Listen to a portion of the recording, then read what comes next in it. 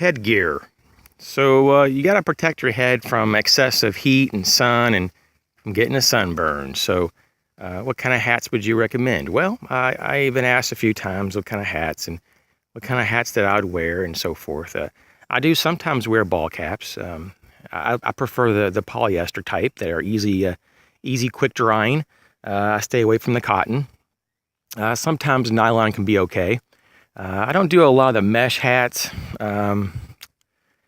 This one, believe it or not, is kind of like a combination, a little bit of polyester, but mostly cotton. Only if I know for sure it's not going to rain that day, then I'll wear something like this. I do have the actual mil-spec versions of the boonie hats or Aussie style hats with the snap-up side brims that are made in synthetic, materials like polyester, or at least polyester blends. And so this, for example, is just a generic brand, but I didn't bring out the the other types that are military spec that are certified by the military. But this one has a nice little mesh inside. It's something that you can get very affordably, especially if you buy a few dozen at a time. And that's kind of how I do on these. I wear them for a year or two. They wear out, and I can just grab another one. And for the most part, these just cost literally just around a little under $3 each. They're very lightweight. You can crumple these up, as you can see, but they hold their form pretty well, and they have snaps and ventilation rivets here. And overall, they're just it's a value priced product that gives you a lot in return. And so, should you store a lot of these kind of items? Well, maybe not like a tremendous amount, but when you can find them on a deep discount, especially if the more you buy, the better the deal. There is a point of diminishing return if you buy too much of something and you just don't even need it or want it. But something like this, maybe like a dozen or two, could last you potentially the rest of your life, as long as you keep these products safe from mold and mildew and from infestation and from any kind of dampness.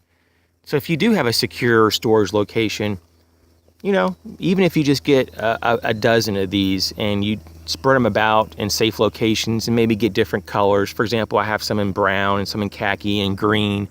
These just happen to be some of the more woodland camo. It could be an option, it could be something that you could, because these things are just literally just maybe an ounce or two at the most, probably maybe an ounce. And so, you crumple it up or fold it up and put it in a bag.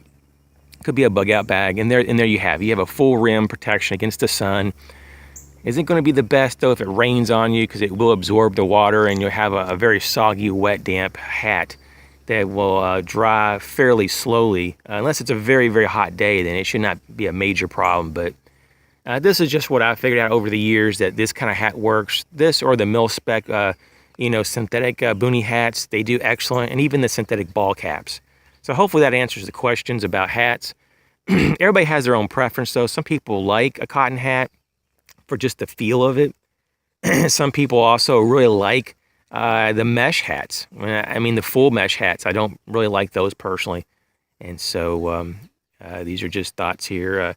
I like these also because of the drawstring here that you can put on the back of your neck or pull it forward and under your chin. And you can adjust these. These are kind of like a universal, at least a lot of these are. Some of the military ones are fitted, but a lot of these generic ones are just kind of a one-size-fits-all. Some people do have larger heads, and they can be more of a problem. But for the average person, though, it'll fit. And even if they're just a little loose, you can always tighten them with that drawstring to get a little bit more compression so you don't lose them on your skull. So these are thoughts about hats. Thanks for watching.